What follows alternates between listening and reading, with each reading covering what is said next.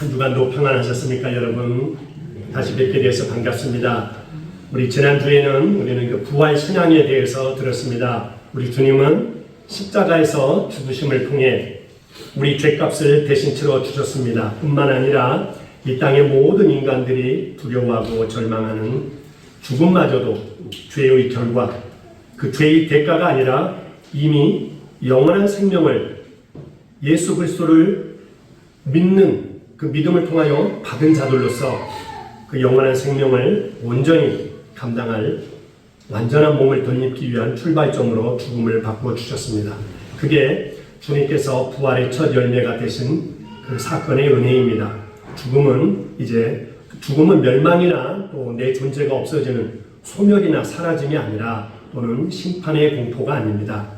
우리 믿는 자들에게 죽으면은 육신은 흙으로 썩어지지만 육신을 떠난 우리 영혼은 더 이상 죄짓지 않는 영원한 생명 속에서 주님 곁에서 안식하게 됩니다. 그리고 우리 주님이 다시 오시면 죽은 신자의 몸은 그 썩어진 육신의 몸이 아니라 썩지 아니할 신령한 몸으로 부활합니다. 생각하는 것이 그저 악하기만 하고 욕심으로 가득했던 이 욕된 몸이 아니라 죄 없는 영광스러운 몸으로 다시 살아납니다. 조금만 부족해도 아프고 힘든 이 약한 몸이 아니라 강한 몸으로 부활하게 됩니다. 그리고 주님 다시 오실 때까지 살아있을 우리 몸도 신령한 몸으로, 썩지 아니한 몸으로 순식간에 갑자기 변하게 될 것입니다. 할렐루야. 네. 이 사실을 아는 우리로서는 이 땅에서 부활을 소망하며 이기는 자가 되어야 합니다. 이 땅의 삶이 전부가 아니기 때문에 하나님이 주신 나의 모든 것을 부활의 그날을 소망하며 하나님의 나라를 향하여 부지런히 심는 자가 되어야 합니다. 아멘. 아멘. 예수님은 이렇게 부활하신 후에 제자들에게 40일 동안 보이시면서 그들에게 하나님의 나라의 일을 말씀하셨습니다. 그리고 하늘로 올려져 가시기 전에 제자들에게 이런 말씀을 하셨어요. 너희들 예루살렘을 떠나지 말고 아버지께서 약속하신 것을 기다려라. 너희는 몇 날이 못 되어서 성령으로 세례를 받게 될 것이다. 성령이 너희에게 임하게 되면 너희가 권능을 받아서 예루살렘과 온 유대와 사마리아와 땅끝까지 이르러서 내 증인이 될 것이다 하는 말씀을 하시고 하늘로 올리워지셨습니다. 이 말씀을 붙들고 제자들과 그 120명의 제자들이 약속하신 성령을 기다리며 간절히 기도했습니다. 그러다가 오순절 날이 되었을 때 하늘에서 강한 바람 소리와 또 불의 혀처럼 갈라지는 것들이 각 사람 위에 하나씩 임하였습니다. 그들이 다 성령의 충만함을 받게 된 겁니다.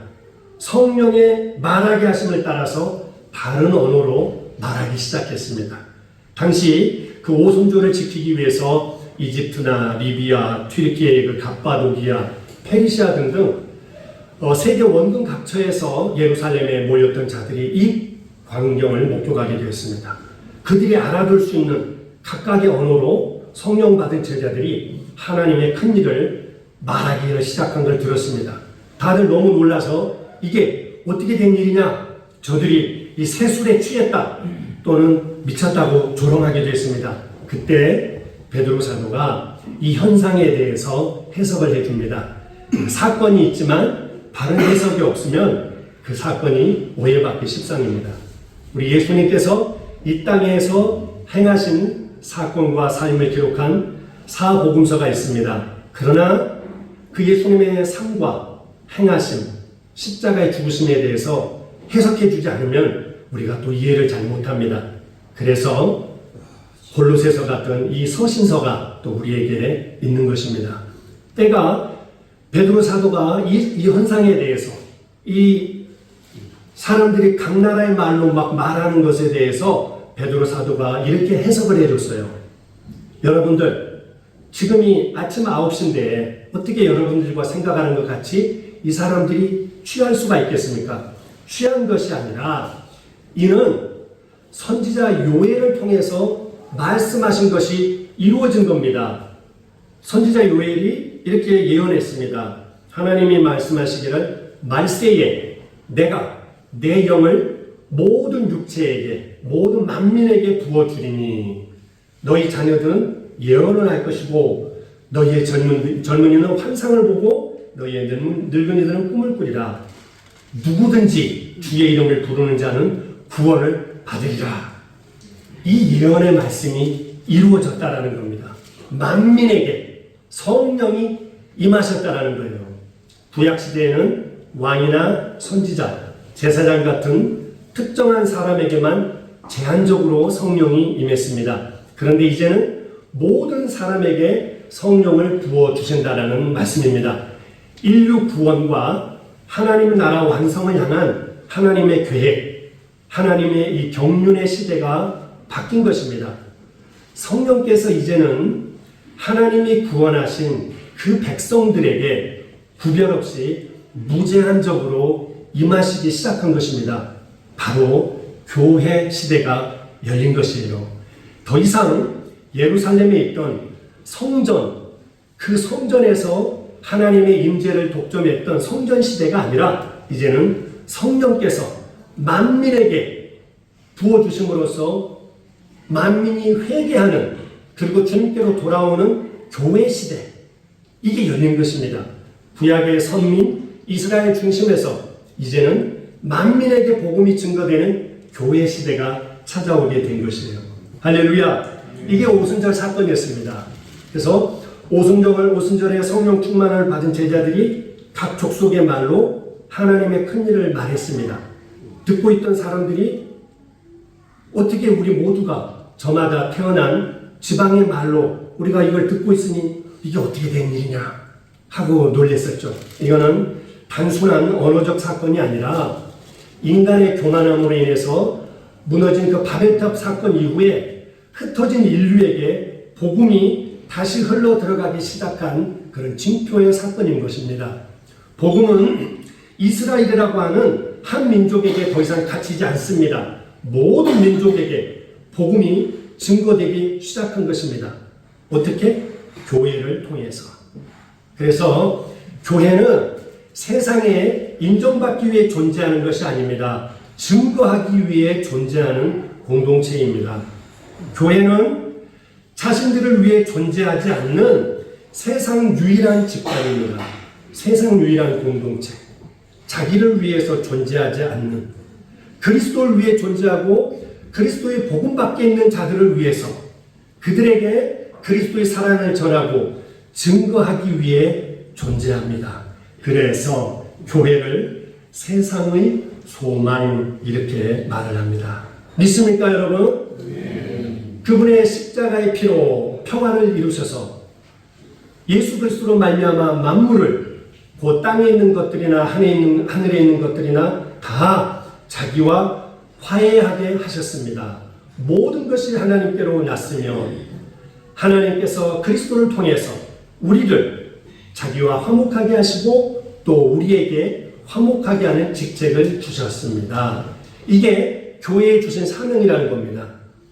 그러므로 우리가 그리스도를 대신해서 사신이 되어서 하나님의 나라의 사신이 되어서 하나님이 우리를 통해서 너희를 권면하시는 것 같이 이제 우리가 교회가 그리스도를 대신해서 간청하노니 너희는 하나님과 화목하라. 이게 교회의 존재 이유입니다. 세상을 하나님과 화목시키시기 위해서 먼저 우리를 화목하게 만들어 주셨던 그 하나님의 은혜를 세상에 흘러보내도록 하기 위해서 온 세상이 어둠으로 가득하고 죄악이 만민의 심령을 뒤덮을 때 하나님은 교회에 명령하십니다. 일어나 빛을 발하라. 이는 너의 빛이 이르렀고 여호와의 영광이 내 위에 임하였음이니라. 보라, 어둠이 땅을 덮을 것이고 죄악의 그 캄캄함이 만민의 심령을 가두겠지만 오직 여호와께서 내 위에, 교회 위에 임하실 것이며 그의 영광이 내 위에 나타나리니 나라들은 너의 빛으로, 왕들은 내가 비추는 예수 그리스도의 광명으로 나오리라. 아멘. 교회, 세상의 가장 위대한 세상의 소망, 육체로 제자들과 함께 계셨던 예수 그리스도는 부활, 승천하신 후 이제는 성령을 통해 교회를 다스리시고 교회를 통해서 세상을 붙들고 계시고 세상을 살리고 계십니다. 교회를 통해서 일하고 계십니다. 그래서 우리가 이 말씀을 통해서 교회의 영광 앞으로 오늘 나아가고 있는 것입니다. 교회에 우리가 영광을 제대로 알기 위해서 먼저 우리가 기억해야 될 것입니다. 교회는 건물이 아니라 성령 받은 사람들의 공동체라는 사실입니다. 제가 여러분에게 교회가 무엇입니까? 하고 여쭤본다면 다양한 답이 나올 것입니다. 그러나 우리의 이 생각과 결정의 판단의 기준은 오직 성경이어야 합니다. 사도 바울이 고린도전서 1장에서 고린도 교회에 편지를 쓰면서 이렇게 고린도 교회에 대해서 정의를 내립니다.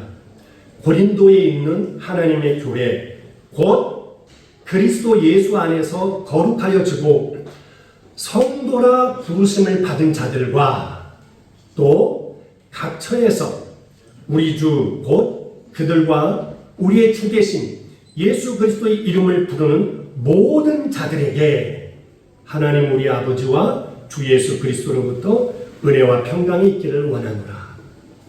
고린도 교회가 뭐라고 이렇게 고백했습니까? 세상에서, 고린도 지역에 있는 세상에서 하나님께서 구원을 허락하셔서 불러주신 자들, 예수의 이름을 부르는 자들, 그들의 공동체, 그런데 그게 고린도 지역에 있기 때문에 고린도 교회라고 하는 것입니다. 세상에서 하나님의 백성으로 부름받은 사람들, 그게 교회라는 거예요. 그런 사람들이 요르단에 있습니다. 그러면 그 교회 이름은 요르단, 그것도 한국 사람들이 모입니다. 요르단 한인교회. 그렇습니다. 교회는 건물이 아닙니다. 예배드리는 이 처소, 우리가 모여있는 지금 여기는 교회당, 예배당, 이게 정확한 표현입니다. 그런데 이제 우리가 편하게 부르다 보니까 우리 요르단 한인교회 공동체가 예배하고 모이는 이 공간을 그냥 교회라고 부르는 거죠. 이 보면은 한국에서도 그랬지 않습니까? 교회당 건물에 교회 간판을 달아놓잖아요. 뭐 예를 들자면 대한예수교 장로회, 사랑교회. 그러다 보니까 그 건물이 마치 교회인 것처럼 인식된 거죠. 그래서 교회 와서 기도합시다. 그 엄밀히 말하면 교회당에 와서 기도합시다, 이런 얘기죠. 교회가 건물이 아니라 예수 믿는 사람들의 공동체라고 하는 이 인식을 정확하게 하는 게 중요합니다. 왜냐하면 성령님은 건물, 교회당이 아니라 예수를 주로 고백하는 이 공동체에 임재하시기 때문에 그렇습니다. 믿습니까, 여러분? 사실 우리 요르단 한인교회 공동체는 모이는 예배 초소가 화려하지는 않습니다. 교회당 간판도 없습니다. 흔한 십자가 종탑도 없습니다. 이 구글 로케이션 좌표에서 요르단 한인교회를 찍어서 오면 분명히 여기까지 왔는데 전혀 교회가 보이지가 않습니다. 이게 마치 찾을 수가 없어요. 마치 로마 시대 그 황제의 박해를 피해서 지하 무덤인 그 카타콤에서 몰래 예배를 드리고 살았던 그런 그리스도인들처럼 우리도 땅속에서 이렇게 예배를 드리고 모임을 갖고 있습니다. 사람들이 위에서 지나다니고 있습니다. 어떻게 보면 초라해 보일 수 있습니다. 이게 주차장이었지 않습니까? 그런데 여러분, 건물은 초라할 수 있습니다. 우리가 모여서 예배드리는 처소는 자랑할 게 없을 수 있습니다. 그러나 예수를 주로 고백하는 사람들이 모이는 이 교회, 세상에서 가장 강한 곳입니다. 주는 그리스도시고 살아계신 하나님의 아들이십니다 라고 고백했던 이 고백 위에 주님께서 교회를 세우시면서 내가 이 반석 위에, 이 고백 위에 내 교회를 세우리니 음부의 권세가 이기지 못하리라.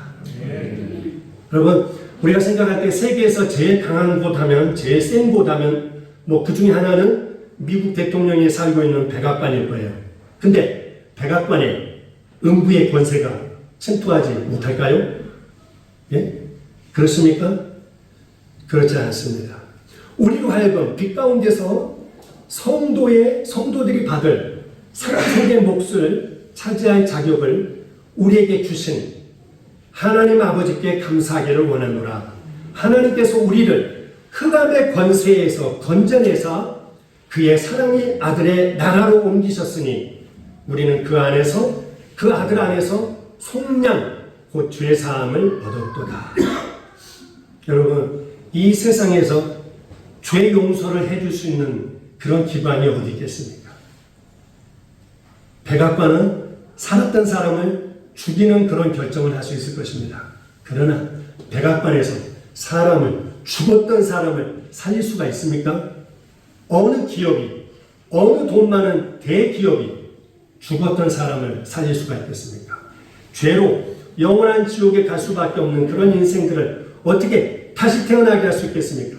어느 기관이, 어느 그룹이 허물과 죄로 죽었던 인생을 born again, 중생시킬 수가 있겠습니까? 오직 죄와 허물로 죽은 자들을 하나님은 교회를 통해서, 교회 안에 임재하신 성령님을 통해서 일으켜 세우시고 다시 태어나게 하시고 거듭나게 하시고 중생하게 하시는 것입니다. 할렐루야. 이렇게 교회가 위대한 곳입니다. 죽은 자가 살아나는 곳, 그것도 영원히 살아납니다. 어디에서? 백악관에서? No. 교회. 이 건물이 아니라 성령님이 역사하고 계시는, 성령님이 임재하고 계시는 이 공동체에 하나님께서 그 일을 행하고 계시는 것입니다. 그래서 우리 인생에 어쩌면 가장 영광은 뭐겠습니까? 내가 교회에 소속되어 있다는 것, 내가 교회의 멤버가 되었다는 것. 이 교회에서 가장 중요한 것이 뭐냐면은 우리가 교회의 머리 대신 그분이 예수님이라는 이 사실입니다. 이걸 알아야 됩니다. 그분을 예수 그리스도, 그분이 나의 머리가 되신다. 우리의 머리가 되신다. 우리 교회의 주인이 되신다. 하나님은 우리를 교회의 몸이라고 말씀하셨습니다. 우리 한 사람 한 사람은 그 몸을 이루는 지체들입니다. 지체들. 그래서 교회의 축복은 뭐겠습니까? 머리 대신 그 예수 그리스도를 알아가면 알아갈수록 하나님의 은혜가 교회에 쏟아부어 주는 것입니다. 왜 그렇습니까? 평강의 왕이신 예수 그리스도, 모든 치유의 왕이 되신 예수 그리스도, 모든 능력이 근원이 되신 예수 그리스도, 그분이 머리로 계시기 때문에 교회야말로 이 세상에서 머리 되신 예수 그리스도를 통해서 모든 은혜, 모든 영광, 모든 회복, 모든 치유 역사를 누릴 수 있기 때문에 그렇습니다. 믿습니까, 여러분? 네. 오늘 우리가 읽었던 1장 그 16절에는 16절 한 번만 다시 한 번만 읽어볼까요? 16절 시작. 15절 16절 한번 같이 읽겠습니다. 15절 16절 시작.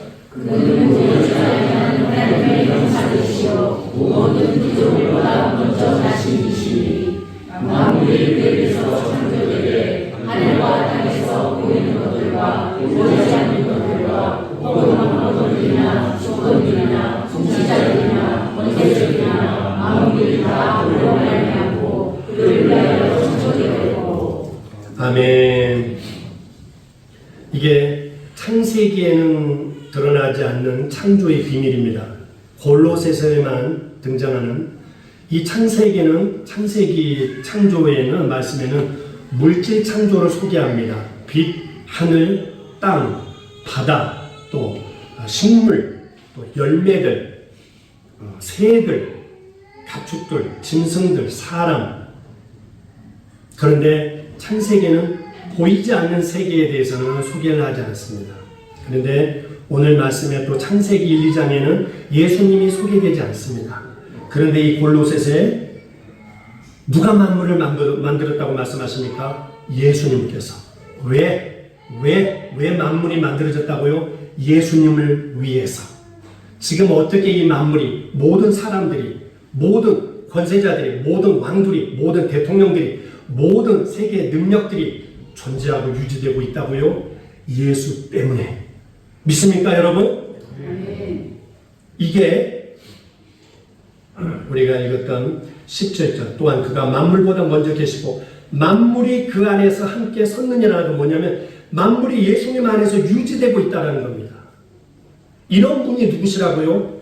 예수님. 근데 예수님이 18절에 보니까 그분은 몸인 교회의 머리시라. 그러니 이렇게 만물을 창조하셨고 만물을 자신을 위해서 창조하셨고 세상의 모든 왕들, 모든 권력자들까지도 자신을 위해서 존재하도록 지금도 붙들고 계시는 그 예수님이 이 교회의 머리십니다. 그러니 우리가 얼마나 복받은 사람입니까? 우리가 이 땅에 사는 동안 그 머리 대신 주님을 알아가면 알아갈수록 우리는 말로도 할 수 없는 은혜를 누리게 되는 것입니다. 얼마 전에 여손교회에서 헌신 예배를 드렸습니다. 이 교회 안에서 여손교회가 교회와 이 사회 안에서 감당해야 될 역할 그리고 사명이 무엇인지를 돌아보고 그렇게 헌신을 다짐하는 그 예배가 헌신 예배입니다. 그렇게 이 교회의 여손교회 회원으로 나를 불러주신 내 교회 안에 나의 정체성이 무엇이고 나의 직분에 대한 책임을 재확인하는 그런 자리입니다. 그래서 주를 위해 우리 여손교회가 삶을 드리겠습니다. 그렇게 또 작정을 한 겁니다. 참 고귀합니다. 그래서 드리기 위해서는 먼저 이 교회, 내 삶을 이 교회에 드리기 위해서는 교회의 머리가 되신 그분이 얼마나 위대한 분이신지, 얼마나 감사한 분이신지, 얼마나 매력적인 분인지를 알아야 됩니다. 그분이 얼마나 매력이 넘치고, 그분이 얼마나 위대하고, 그분에게 얼마나 많은 은혜가 있는지 내가 누리지도 못한 채 내 몸을 그분에게 헌신하려고 하면 이 얼마나 힘들겠습니까? 그렇지 않습니까? 마치 연애 시절에 그 어떤 부모님이 그 사랑하는 딸에게 야, 너 그 청년하고 아직도 안 헤어졌냐? 걔가 뭐 볼 게 있다고 내가 널 어떻게 키웠는데 네가 뭐 하신 게 있다고 그런 사람한테 미련을 두냐? 어서 헤어져! 그럴 때 이 딸이 뭐라고 얘기할 수 있겠습니까? 엄마는 그 사람에 대해 잘 모르잖아요. 몰라서 그러시는 거예요. 그 사람이 얼마나 귀한지 아는 만큼 그 사람을 사랑할 수가 있는 것입니다. 아는 것만큼 헌신할 수가 있는 것이죠. 그리스도 안에는 지혜와 지식의 모든 보화가 감추어져 있느니라. 할렐루야. 아멘. 그분이 우리의 머리십니다. 아멘. 그러니 우리가 이 얼마나 복된 사람이고 앞으로 교회에 몸담고 있는 한 우리가 누리게 될 은혜가 얼마나 풍성하고 얼마나 위대해지겠습니까? 그리스도를 알수록 충만해지는 우리의 삶, 우리의 은혜. 할렐루야. 그래서 여러분, 교회 안에서는 교회는 무엇을 자랑하는 곳이어야 되겠습니까? 머리 대신 그리스도입니다. 예배당이 아닙니다. 또는 교회에 누가 출석하느냐 이런 것이 아닙니다. 머리 대신 예수 그리스도. 그분을 자랑하는 것. 우리 요르단 한인교회의 자랑 예수 그리스도십니다. 나를 다시 살려내 주신 분. 나를 지켜주시고 우리 가정을 오늘도 평강의 은혜로 이끌어가고 계시는 그분을 자랑하는 것입니다. 성도들은 뭐에 대해서 자랑할 수 있어야 됩니까?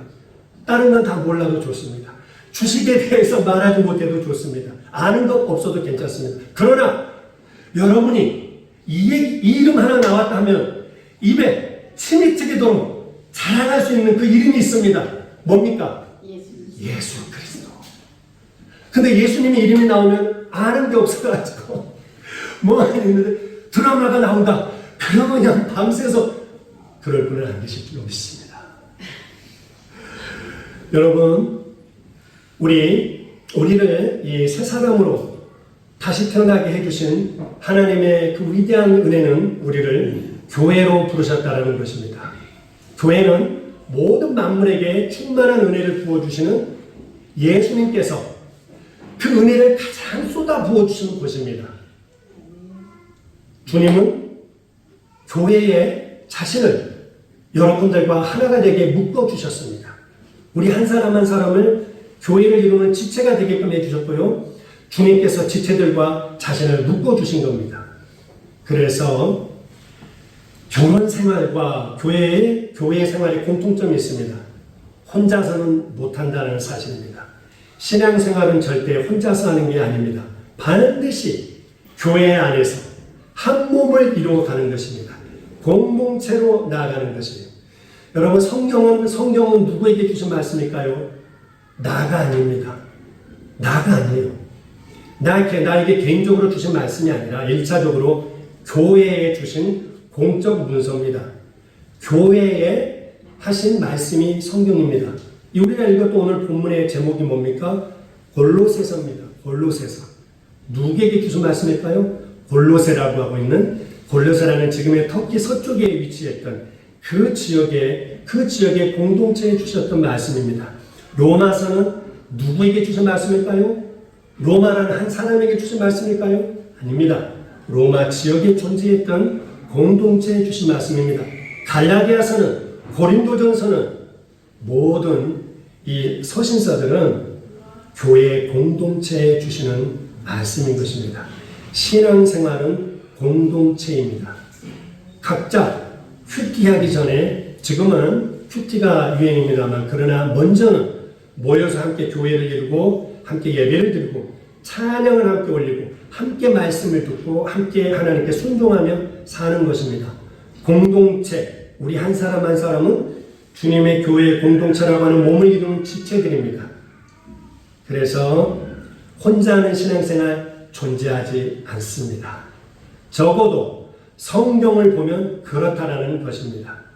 오늘 우리가 읽은 1장만 해도 21절에 원수가 되었던 너희를, 복수의 복수, 단수가 아니라 23절, 만일 너희가 들은 바. 성경의 독자는 개인이 아닙니다. 공동체예요. 24절, 너희를 위하여. 이게 1장은, 골로새서 1장은 예수님의 신성에 대한 소개이기 때문에 수신자에 대한 언급이 별로 많지 않습니다만은 적용 부분이 시작되는 3장에 가면요, 매 문장마다 너희는, 너희가, 너희들은 계속해서 이어지십니다. 요즘 교회 안 나가고 유튜브에 나오는 어느 교회 예배 방송을 보면서 신앙생활을 하는 사람을 가리켜서 가나안 신자라고 합니다. 기독교 신앙을 갖고 있지만 교회에 나가지 않는 교인. 가나안을 거꾸로 하면 안 나가가 되는 겁니다. 물론 이렇게 저마다 교회에서 이런저런 상처를 받았거나 또는 자기가 마음에 소망하는 교회를 찾지 못해서 집에서 혼자 또 혹은 가족끼리 예배를 드리는 교인들이 있는데요. 오죽하면 그렇게 혼자 예배를 드릴까 싶어서 그런 분들 생각할 때 사실 좀 안타깝고, 목사의 한 사람으로서 교회가 참 실망을 끼쳐 주어서 참 미안한 마음도 있습니다. 그러나 그게 익숙해지고 그게 편리해지고 그러면 절대 안 됩니다. 신앙생활에 있어서 나는 없습니다. 우리만 있을 뿐입니다. 공동체, 잘나도 못나도 미워도 고와도 이뻐도 신앙은 우리가 함께 모여서 함께 가는 것입니다. 여러분 오해하지 마십시오. 제가 축도할 때 그 민수기 6장의 그 제사장의 기도에 여호와는 내게 복을 주시고 너를 지키시며, 목사님 그때 분명히 너 이거 단수라고 하시지 않았습니까? 그 너는 이스라엘 공동체를 통틀어 사는 말입니다. 선민 공동체를 통해서. 그래서 이 공동체 생활하기 위해서 여러분이 한 가지만 기억하시면 되겠습니다. 영광스러운 신앙 공동체 잘 감당하기 위해서 서로에게 용납하는 것이 필요합니다. 믿습니까, 여러분? 서로 친절하고 불쌍히 여기고 서로 용서하기를 하나님이 그리스도 안에서 너희를 용서하신 것 같이 하라. 용납하는 것. 사람이 항상 잘할 수만은 없지 않습니까? 서로에게 또 실수할 때가 있을 것입니다. 또 서로의 기대에 또 충족시키지 못할 때가 있을 거예요. 그런데 오늘 말씀이 용납하라 그랬습니다. 예수님이 12 제자 중에서는 마태가 있습니다. 그 사람 뭐 하는 사람입니까? 세금을 걷어서 로마에게 바치고 먹고 사는, 어떻게 보면 그때 당시에 이스라엘의 관점을 봤을 때는 매국노 같은 사람이죠. 또 반면에 예수님의 제자 중에서 시몬이라고 하는 열혈당원이 있었습니다. 로마 제국에 저항했던 그런 세력 출신이에요. 그러니까 예수님의 제자 중에서는 안중근과 이완용이 공존하는 거예요. 그것도 하루 이틀이 아니라 3년간이나 함께 먹고 자고. 이게 어떻게 가능하겠습니까? 이게 교회입니다. 이게 하나님의 나라의 능력입니다. 절대 진리, 복음, 하나님 나라 안에서는 이념도 사상도 내려놓을 수 있는 겁니다. 용납해 줄 수 있는 것이죠. 우리 정치적인 이념으로 한국 사회가 너무나 분열되어 가고 있습니다. 누가 그걸 회복시킬 수 있겠습니까? 교회입니다. 복음, 새 사람, 새 영, 새 마음을 받은 사람들이 모여있는 그 교회 공동체가 비록 나의 그 가치관과 나의 이념과 다르다 할지라도 그것이 절대 진리가 아니기 때문에 나를 주장하지 않습니다. 그렇게 생각하실 수도 있겠군요. 라고 용납하는 것입니다. 그보다 더 위대한 가치가 있기 때문에 하나님의 나라, 복음, 예수 그리스도. 그렇기 때문에 우리가 이렇게 서로를 안아주고 나아갈 수 있는 것입니다. 우리 함께 기도하겠습니다. 오늘 우리 주신 말씀을 생각하면서 하나님께서 나를 성령 공동체로, 이 교회 공동체로 불러주신 것에 대해서 마음껏 감사하고, 만물을 만드신 주님이 머리로 이 공동체에 계십니다. 하나님은 머리 되신 예수님을 통해서 온갖 하늘의 신령한 은혜를, 복을 우리에게 쏟아 부어주고 계십니다. 지혜와 지식의 모든 보화가 예수 그리스도 안에 있습니다. 우리 그분에 대해서 더 알아가기를 소망합니다. 그분의 다스림을 받기를 소망합니다. 우리 공동체가 세상에 이 빛을 발하는 공동체가 되게 하시고, 우리 안에서 날마다 내가 변화되게 하여 주시고, 서로를 더 용납하는 공동체가 되게 하여 주시고, 요르단의 빛 대신 예수 그리스도를 바라는 세상의 소망이 되는 요르단 한인교회가 되게 하시고, 분열된 세상을 주께로 인도하는 화해자가 되는 저희의 우리 공동체의 삶이 되게 하여 주옵소서. 우리 함께 합심으로 이 시간 같이 기도하겠습니다. 하나님 아버지,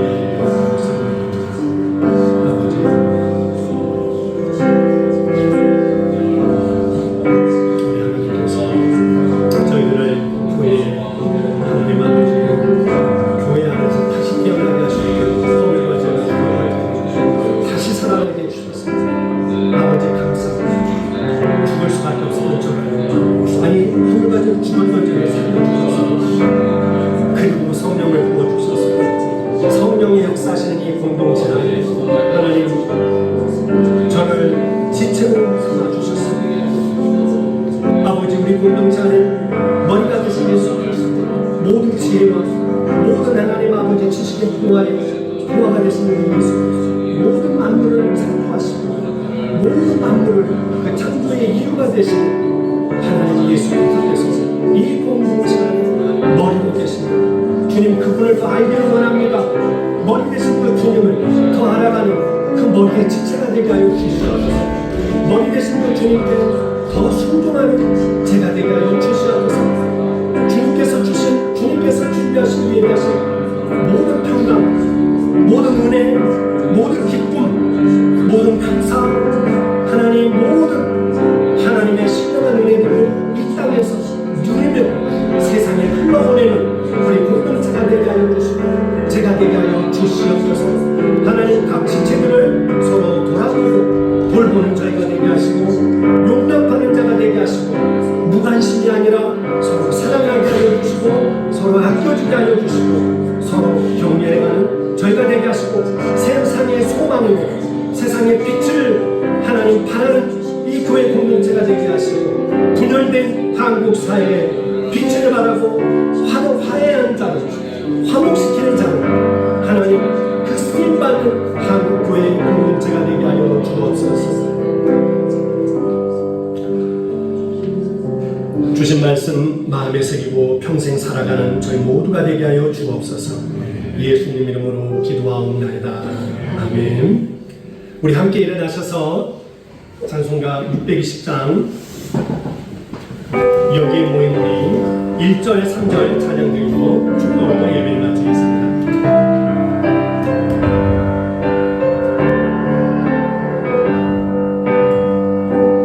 여기에 모든